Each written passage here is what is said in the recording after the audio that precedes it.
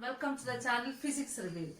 For most of the people, the subject of physics becomes most interesting when it comes to astrophysics, study of time and quantum physics. Nowadays, many of the people prefer watching movies than reading science textbooks. Realizing this fact, the Hollywood director Christopher Nolan created a blockbuster science fiction movie named Interstellar. In the movie, he illustrates advanced concepts of physics 100% truly. The movie tells the story of central character Cooper, who was forced to go for an interstellar travel in order to find a new planet in replacement for the dying Earth. Passing through a wormhole near Saturn and reaching another galaxy, they explore various planets in search of life and end up in a black hole by accident. Due to the distorting space-time and the presence of fourth and fifth dimensions in a black hole, Cooper experiences fascinating things inside it. Meanwhile, he got out of the black hole and reached the solar system, and then he saw that in his early youth, his daughter has grown very old and died in front of him. Today, we will discuss the relativity of time on the basis of the movie. In the movie Interstellar, you must have seen the part when Amelia says to Cooper that every hour we spend on the planet would be 7 years back on Earth. What do you understand by this statement? The movie covers various scientific facts on modern physics.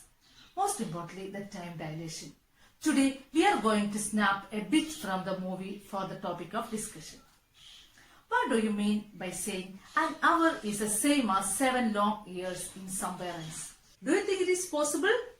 Even though it is not very digestible to our common logic, it is true. Before we reveal the secret behind this, let us rewind the movie.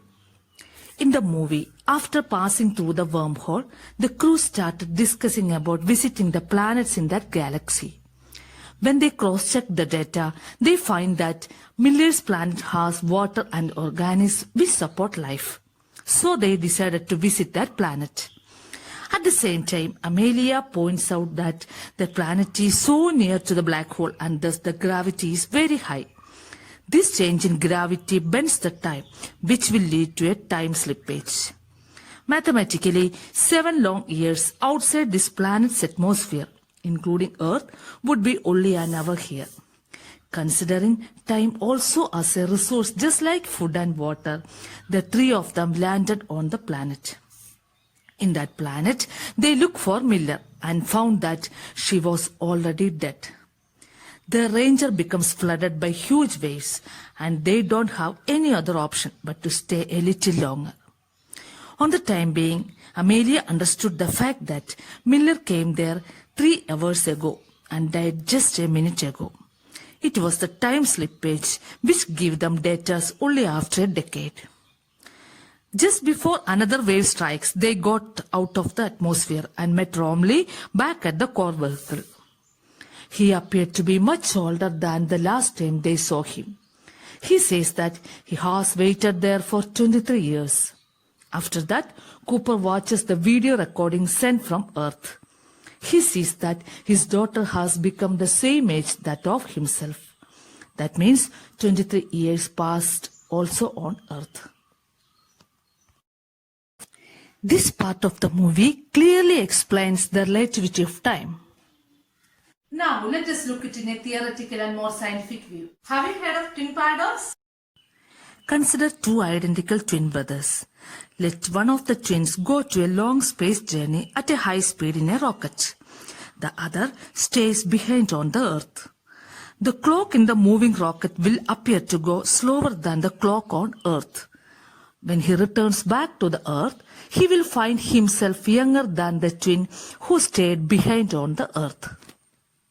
The theory states that an object becomes free from aging, or more clearly, free from the reach of time as he approaches the speed of light. Albert Einstein showed that time is relative.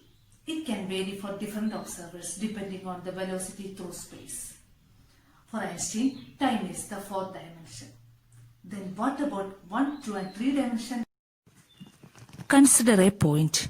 If you stretch this point towards one direction, we call it as length. Here, breadth is negligible when we compare it to length. It is termed as one dimension. Similarly, if we stretch the point towards two directions, we will get length and breadth. Here, height is negligible. It's known as two-dimension. If we consider length, breadth, and height, it's three-dimensional. Here, all the three dimensions are equally valid. Now, there comes an interesting fact. When we consider a three-dimensional object in space, we interpret it as that object exists in space at that particular moment. If it does not exist in space at that particular moment, what's the significance of this three dimension? So, a physicist has to consider time as a dimension, that is, the fourth dimension. One can understand the advanced lessons of quantum physics by simply watching this movie. Even though time traveling is considered theoretically possible, practically it is unimportant as long as we stay only on Earth. The major reason for this is the speed of light is something we cannot achieve. Above all, from what we discussed by now, gravity can bend time depending on its intensity.